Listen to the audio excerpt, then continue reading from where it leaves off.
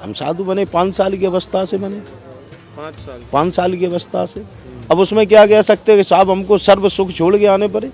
हम उस समय सुख भी नहीं जानते थे। 5 साल की अवस्था, बाल अवस्था में बालक को क्या मालूम होता है क्या हो रहा है क्या नहीं हो रहा है।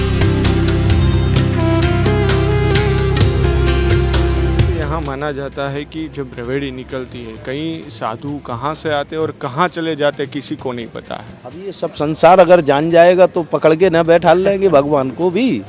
साधु की ढील हो, भगवान अगर यही पता चल जाए कहाँ से कौन सी गुफा से निकल के आए और कौन सी गुफा में जा रहे। सनातन धर्म आदि से है और जब तक ये सृष्टि रहेगी तब तक रहेगा। भारत अभी भी गुलाम है। किसका गुलाम है? किसका गुलाम है? जातिवाद का। जातिवाद सही है, जातिवाद अभी बहुत है। जातिवाद का आज भी गुलाम है और जब तक जातिवाद रहेगी तब तक सदा के लिए गुलाम ही रहेगा। मनुष्य जातिवाद छोड़ता क्यों नहीं है? अरे छोड़ कैसे देंगे?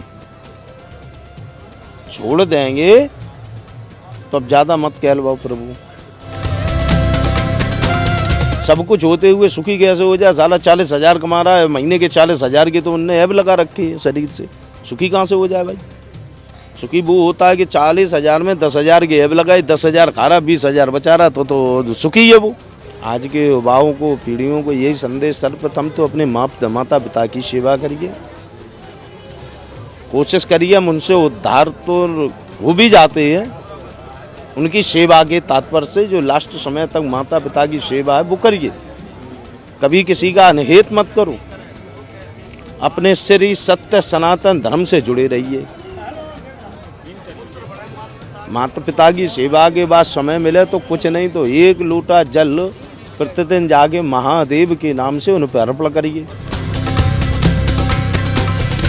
जय गिरनारी, ओम नमो नारायण। શિવરાત્રીના મેળાની અંદર જ્યારે ગિરનારની ગોદમાં મિની કુંભ જે ઓળખ પામી છે ત્યારે આજે દિગંબર ભારતી બાપુ છે તેમની સાથે વાત કરીશું। બાપુ ઓમ નમો નારાયણ। ओम नमो नारायण, जय श्री महाकाल। क्या कहोगे आज जो शिवरात्रि का मेला इस टाइम जो लगा है उसके बारे में क्या कहना चाहोगे? देखो, शिवरात्रि का महापर्व है, ये हर साल आता है और हर साल आता जरूर है, लेकिन कोई ग्रह नक्षत्र गोचर हर समय तो नहीं बनते। लेकिन अब की बार जो ये महाकुंभ जैसा ये मिनी कुंभ कर दिया है, मिनी कुंभ, महाशिवरात्रि का मिनी कुंभ स्नान जो होगा तो इसके योग काफी समय के बाद बने हैं। ग्रह नक्षत्र गोचर जो बनते हैं उनके अनुसार ही सब कार्य होते हैं अपनी सृष्टि पे। और यहाँ के शासन प्रशासन सब ने बड़े अच्छे व्यवस्था कर रखी है। पब्लिक के लिए, साधु संतों के लिए बहुत अच्छा बंदोबस्त भी कर रखा है। और हमारा तो सभी भक्तों से, सभी देशवासियों से कहना है कि एक बार गुजरात में अवश्य पधारो। बापू, इस बात की जो बात की है, जो रवेड़ी निकलती है हमारी जब महाशिवरात्रि के दिन रात को, उसमें माना जाता है कि महादेव शिव साक्षात आते हैं। क्या कहेंगे? सत्य बात है। ये भवनाथ का दरबार है। यहाँ भगवान शिव माँ पार्वती के साथ अवश्य आते हैं। बापू, शिव क्या है? शिव क्या है आपने प्रश्न किया है। शिव जो संसार को शांति देते हैं। शिव इस धरा भूमि पे वनस्पतियों में विराजमान होने वाले। शिव अलौकिक शक्तियां हैं जो ये संसार को चला रही हैं। शिव का दूसरा नाम भी एक महाकाल। बापू, यहाँ माना जाता है कि जब रवेड़ी निकलती है कई साधु कहाँ से आते और कहाँ चले जाते किसी को नहीं पता है। अब ये सब संसार अगर जान जाएगा तो पकड़ के न बैठा लेंगे भगवान को भी। साधु की ढील हो, भगवान अगर यही पता चल जाए कहाँ से कौन सी गुफा से निकल के आए और कौन सी गुफा में जा रहे।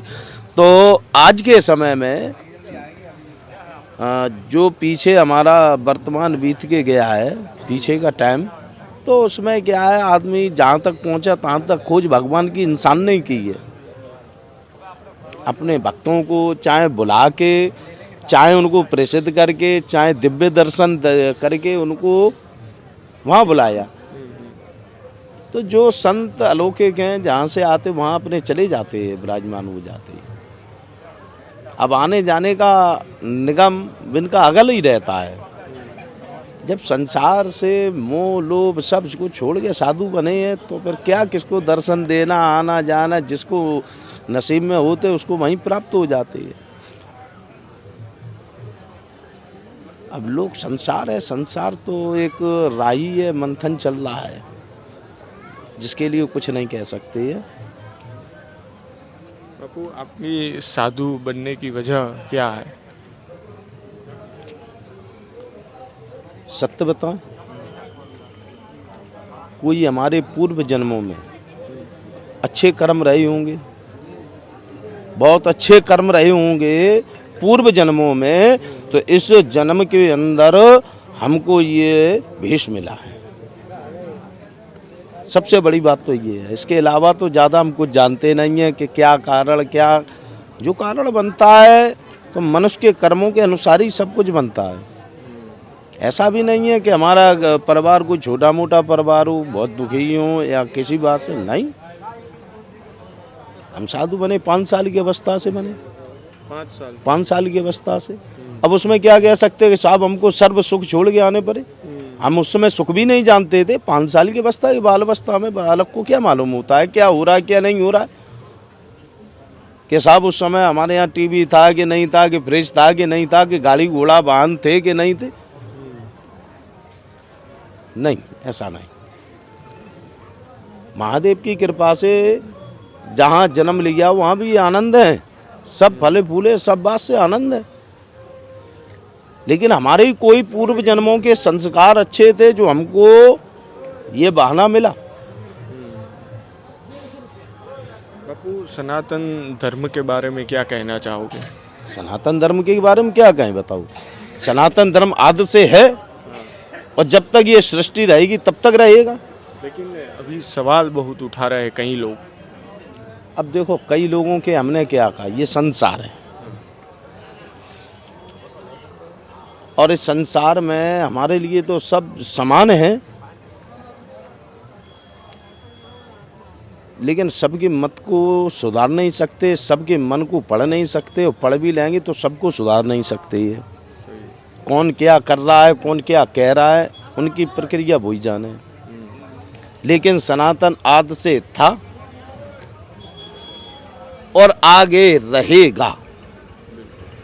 हमारे ऋषि मुनि तप तपेश्वरी, सबसे पहले तो हमारी जब आदि शक्ति माँ स्वरूपा, जब धरती नहीं थी, कुछ नहीं था, समझ रहे हो, कुछ नहीं था, माँ जल गंभीर आकाश, जिससे बिजलियां तड़पी, जिससे हमारी आदि शक्ति उत्पन्न हुई। आदि शक्ति ने जब सब कुछ देखा, क्रोध में आवेश में आकर उन्होंने अपनी हथेलियां रगड़ना शुरू की, जिसमें 3 फलक पड़े, जिनसे ब्रह्मा विष्णु की महेश की उत्पत्ति हुई, जिन्होंने ये संसार की पृथ्वी बनाई, प्रकृति बनाई, सब कुछ बनाया, अगल अगल उनका रोल रहा है। तो सर्वप्रथम इनने मनु और शत्रुपा को बनाया। कई समय के बीत जाने के बाद में मनु और शत्रुपा एक स्वर्ग के भाग में रहे, जहाँ हर तरीके के आनंद थे उनके। आनंद ही बोल दे रहे, कोई वैसी बात नहीं है ना। तो उनसे हमारी सृष्टि की रचना हुई, सप्तऋषि आई, सप्तऋषियों से ये संसार आगे बढ़ा। पूरा जगत जो है, जात पात तो बाद में बना ली है, समझ रहे, जात पात तो बाद में बनाई है। मनु शत्रुपा जिनसे पूरी सृष्टि की रचना हुई है, पूरी सृष्टि की रचना हुई। बात में सबने सबके कर्मों के अनुसार सब कुछ, क्यों इतने शासन हुए इस धर्म भूमि पर, अंग्रेजी शासन लो, मुगल शासन लो, सब शासनों के बाद में, समझ रहे हो, सब शासनों के बाद में अभी भी अगर हम आदमी कहता है स्वतंत्र भारत, तो अभी भी स्वतंत्र नहीं है। भारत अभी भी गुलाम है। किसका गुलाम है? किसका गुलाम है? जातिवाद का। जातिवाद का, सही है। जातिवाद अभी बहुत है। जातिवाद का आज भी गुलाम है, और जब तक जातिवाद रहेगी तब तक सदा के लिए गुलाम ही रहेगा। ये मनुष्य जातिवाद छोड़ता क्यों नहीं है? अरे छोड़ कैसे देंगे? छोड़ देंगे तो अब ज्यादा मत कहलवाओ प्रभु, ज्यादा मत कहलवाओ। वो सब संसार समझता है, आज तक शिक्षित सब है। अगर जात पात अगर ये आदमी भूल जाएगा तो ये संसार के अंदर केवल सनातन ही बढ़ के रहेगा, उसके अलावा सब नीचे हो जाएंगे अपने आप। बापू, आज मनुष्य के पास सब कुछ है फिर भी दुखी है, क्या कारण? दुखी तो अपने कर्म से है। सब कुछ होते हुए सुखी कैसे हो जाए? साला 40,000 कमा रहा है, महीने के 40,000 की तो उनने ऐब लगा रखी है शरीर से, सुखी कहाँ से हो जाए भाई? सुखी वो होता है कि 40,000 में 10,000 की ऐब लगाई, 10,000 खा रहा, 20,000 बचा रहा, तो सुखी है वो भाई। सर्व सुख चाहिए तो फिर दुख कौन भोगेगा? मनुष्य ही भोगेगा। सबसे बड़ी बात तो ये, आदमी आगे की सोच के नहीं चलता कि आगे मुझे क्या करना है। मैंने जो कुछ है अभी ले लो, खा पी लो, मौज ले लो, और क्या है। अब उसको हम धार्मिक लाइन से तो जोड़ेंगे नहीं कि मनुष्य परेशान। अरे परेशान तो अपने कर्म से होता है प्राणी, किसी और के कर्म से नहीं है। कि जन्म को दे के माता भी तो संग नहीं निभाती है, कर्म के साथी वो भी नहीं बन रही। जिनने जन्म दिया है, जिनने पाला पड़ोसा, पढ़ाई लिखाई करी, दुनिया दे सब दिखाई, वो भी नहीं कर्म के साथी। कर्म का साथी तो हमें खुद है। बापू, कर्म की बात कर रहे हो, हमारे गुजराती में तो ऐसा कहते हैं कि कर्म અહીંયા જ ભોગવીને જાઓ ને, जो कर्म करता है वो यहाँ ही भुगतना पड़ता है उसको। देखो, अगर यहाँ से बच जाता है तो फिर आगे भोगना पड़ता है। उसमें बिल्कुल जो हमारा प्रधान है, प्रधान समझते हो, जैसे गांव सरपंच होते हैं, प्रधान, तो वो जो हम कर्म को कहते प्रधान, क्यों लिखा कर्म प्रधान, विश्व रच राखा, जो जस करत ऐसा फल चाखा। अब भाई इसमें तो बिल्कुल वो रही नहीं कोई संग सुबह के साहब यहीं भोग लो, यहीं कैसे? अगर हाँ भोगना कैसा है कि साहब हमने कुछ 40% अगर पाप किए तो 60% हम परमात्मा का नाम लेंगे, अच्छे कर्म करेंगे, भूखे प्यासों को भोजन कराएंगे, धर्म पुण्य भी करेंगे, कोई गरीब प्राणी उसकी मदद करेंगे, कोई बुजुर्ग है उसकी अगर मदद करेंगे, बहन बेटियों की शादियों में गरीबों की मदद करेंगे, है ना। हम अत्याचार दोबारा बिल्कुल नहीं करेंगे, कोई दुष्ट काम प्रवृत्ति का नहीं करेंगे, तो भाई कह सकते इस जन्म में पूरा भोग के अपने फिर अगले जन्म की तैयारी दूसरी है। लेकिन आदमी सोचता कहाँ है, दूसरे के तो यही रहता है कि साला दूसरा वो आधी रोटी में कैसे सुखी है, मैं पूरी में नहीं सुखी। मतलब दूसरे के लिए मन में गिलानी रहती है, और जब वो गिलानी रहती वो भी एक पाप है। दूसरे के सुंदर आभूषण, सुंदर काया देख के, सुंदर वस्त्र देख के आदमी मोहित होता है कि अरे बड़े सुंदर। माटी की काया तो रंग तो दो ही बने हैं, रंग दो ही है, काले और गोरे। वो तो सुंदर अपने कर्म से है और तुम काले हो अपने कर्म से हो।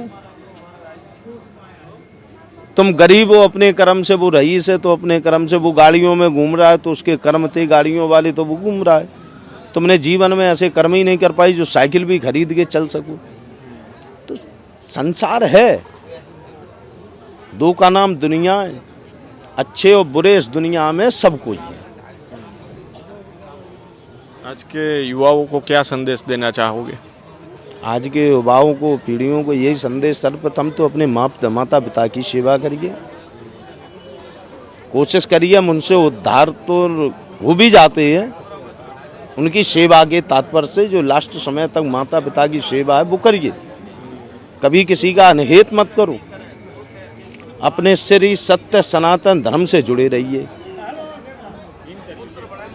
माता पिता की सेवा के बाद समय मिले तो कुछ नहीं तो 1 लोटा जल प्रतिदिन जाके महादेव के नाम से उन पर अर्पण करिए, ज़्यादा कुछ ना बने तो।